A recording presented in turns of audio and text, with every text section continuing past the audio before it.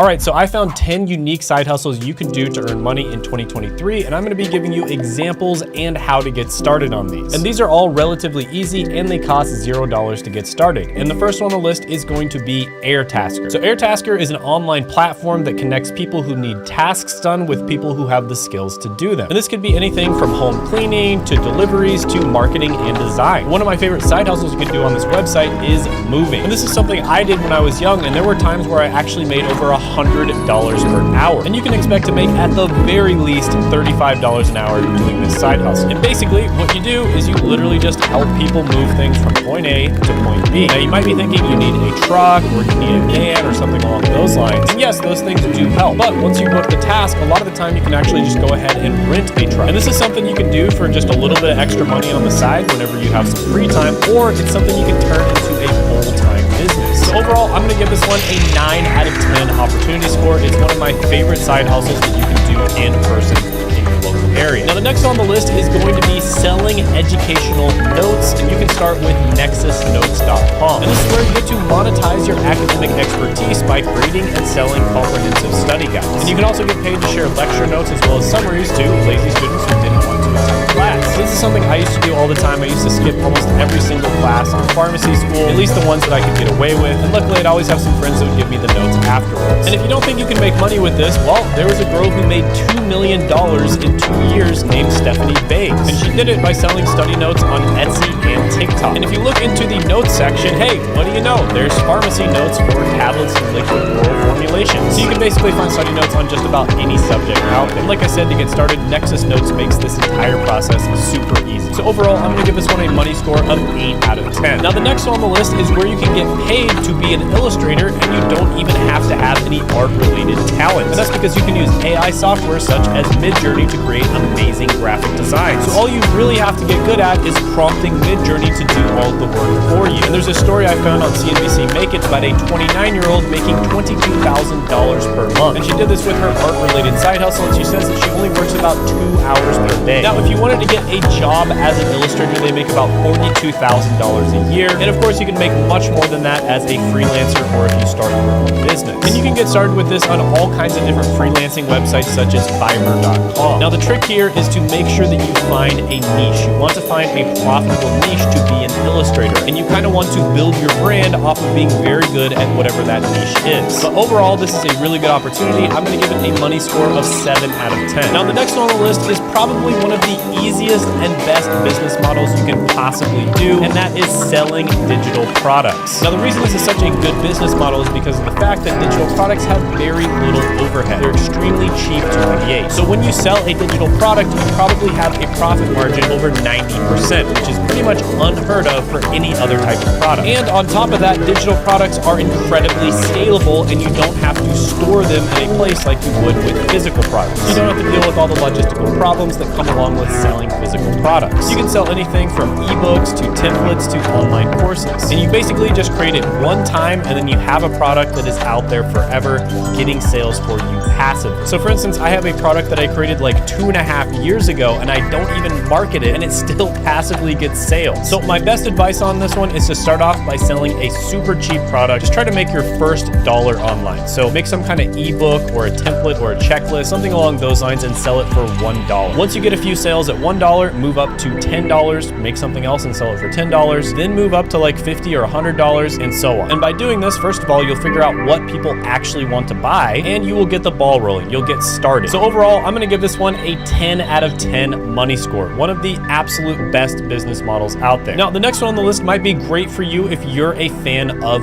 podcasts, and that's going to be a podcast project manager. And this is something that a bunch of people out there are making really good money from. There's a lot of different ways that you can make money from this. For instance, you can help people set up their podcasts, dealing with all of the audio and the interface and making sure that cameras switch when person A is talking or it switches when person B is talking. That isn't super easy to set up. So a lot of the time people will hire experts to set it up for them. And there's also other jobs related to podcasts, such as clipping up all of the different podcast clips. There is just a lot of ways to make money when it comes to podcasts. And if you wanted to work a job, there are podcast manager jobs that post that pay about $40 an hour. But there's also a bunch of different freelance and service related businesses that you can start around podcasts. So overall, I'm gonna give this one a 7 out of 10 money score. Now the next one on the list is involved in real estate, and it's something you can do as a side hustle, and that's going to be a field inspector. So field inspectors basically perform inspections on properties. A lot of the time they'll take pictures and they'll just document everything in order to make sure that the property is suitable to be lived in. And sometimes it has to do with insurance purposes as well. And one website where you can get started with this easily is jmireports.com. Now you might be thinking you have to have experience in real estate in order to do this, but actually the job is relatively simple, but it does require somebody to go there in person. And it even says right on the website, experience in insurance or field work isn't essential to handle this role. Now, according to Glassdoor, field inspectors make about $54,000 a year. And this is something you can do as a side hustle as well. And typically you'll make about $150 to $350 per day. And that's according to JMI. So overall, really solid one. It's something where there's pretty much always going to be demand for this. I'll give it a 7.5 out of 10 opportunity score. The next one on the list might be great for you if you're a fan of chess.